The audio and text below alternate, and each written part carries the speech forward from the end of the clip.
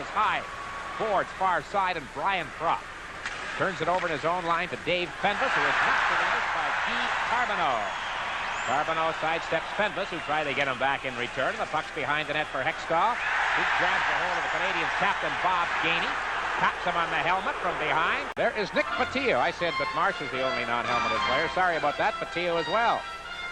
Patillo matched up against Kordic, and like you mentioned, Dick, they asked me this morning, had I seen much of Nick Patillo? I said, yes, he played his first game. The first time he got on the ice, he got a 5 and a 2, and the second time he got a minor. But with the suspension, to put the rumors to rest, Dick, they had already signed and negotiated with Nick Patillo. They were waiting for the deadline to put him in there when the Brown suspension. People thought that Bobby Clarke went after this player after Brown's suspension. That isn't true. Nobody has scored in this game so far as Bobby Smith gets set for the Canadiens on the face-off against Murray Craven, who is the leading point getter for Philadelphia. There's a shot. They score off the face-off. Puck rolls in the Canadian zone. Strugan is there, Tocchet, and falling on top of the puck is Svoboda. Now we get the first instance tonight of some unpleasantness, and we get a gathering of the clan deep in Montreal territory. And Hogarth warning Svoboda. And at the lower right-hand corner of your screen, you see the reason why. They made the play at the net, and the puck came across and went in front of the net, but Crossman into the Canadian zone. In front, and they score! Propp, right at the goal crease, tips it along the ice, and we've got a tie game. It's 1-1. Chilio over to Richer. Another blast. The rebound there. They score! And Marsh shoots it in. Sutter trapped on the play. Deep in the zone, and the offside call is made against Philadelphia with 3 minutes and 6 seconds. And look out, we got some fighting going on here behind the net. Oh, this is a bit of a hassle here. Look, a little Naslin.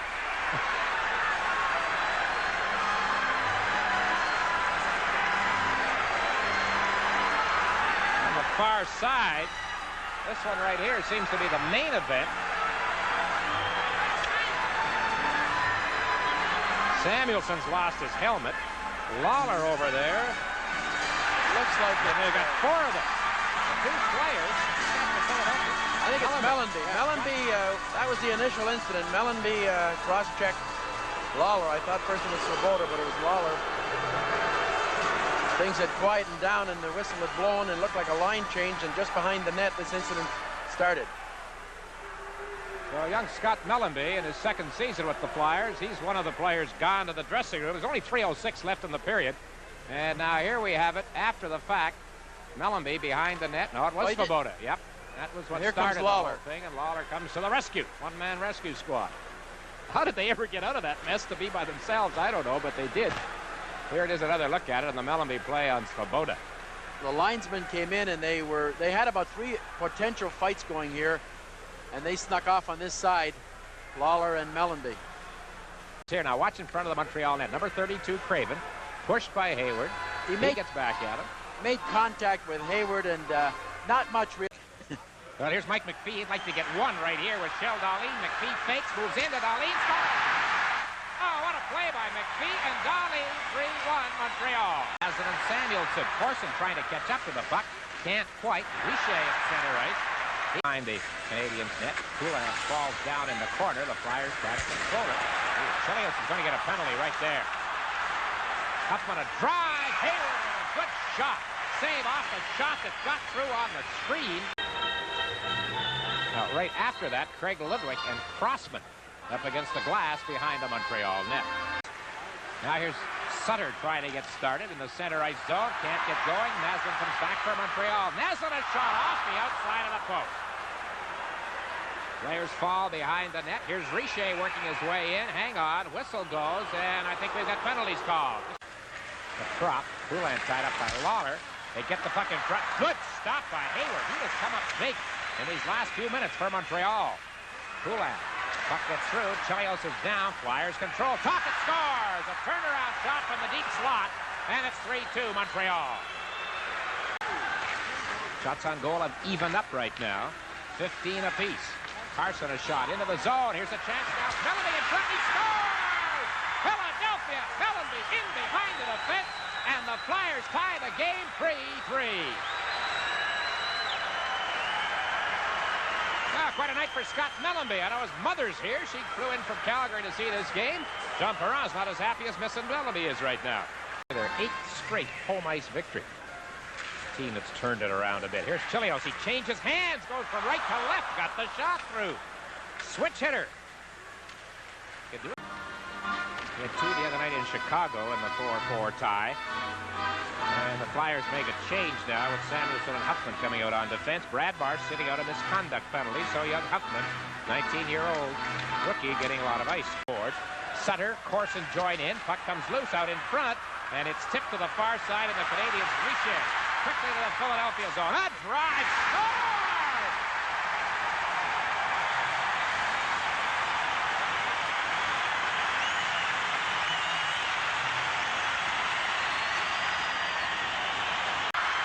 Goodman to the line with McPhee. McPhee behind the net. Through the crease, scores! McPhee! 5-3 Canadiens. Teams have moved into the final minute of play here in regulation time. Hexstall out of the net, shoots it off the boards, up the center ice. Tocchet shovels it past to Sinisalo. In front to Brian Propp, and he scores! And the Flyers have made it a one-goal game with just 46 seconds left as they moved it up ice. And again, the play was started by Hexstall. Stopped up by Huffman. Here's Gainey with a chance now. He lets a shot go. Hexstall stops it, and rather than get the face-off in the Montreal zone where they wanted it, Scotty, the Flyers are going to have one now in their end of the rink with 35 seconds left. They have a little conference. That one may have hurt Hexstall. Hit him where it hurts a little bit more than normal. We've got Mark LaForest. And Hexstall sags to the ice now. He just sort of dropped here all of a sudden. The trainer was talking to him, and he sort of semi-collapsed into the trainer's arms. And he is in some trouble. You know, it looked like he lifted him up, and looked like he might have got it right in the midsection, and he collapsed immediately. But he is going to stay in. Now the Flyers try to put some other players on the ice, and Poulin, for example, and referee Hogarth said, no, you can't come on. LaForest is back on after his little skate. And with 35 seconds left here in regulation time, an elongated ending to this game. Shoots it in, Hextall heading to the Philadelphia bench. Hayward just left it behind the net. Now it's Gainey with it. The Canadiens know the net is empty. Gainey propped up by Craven. Here's the face-off the Flyers want. Do they get it? Not yet. Puck is still in motion. 10 seconds left to go. Here to the far side. 7 seconds left. Nyland deep in the zone. Shooting it down the boards. It deflects. Rolling, rolling, rolling. Wide. But the game is over. And the Flyers' last gasp comes up short. And the Canadiens have defeated the Flyers 5-4 here at the Montreal Forum.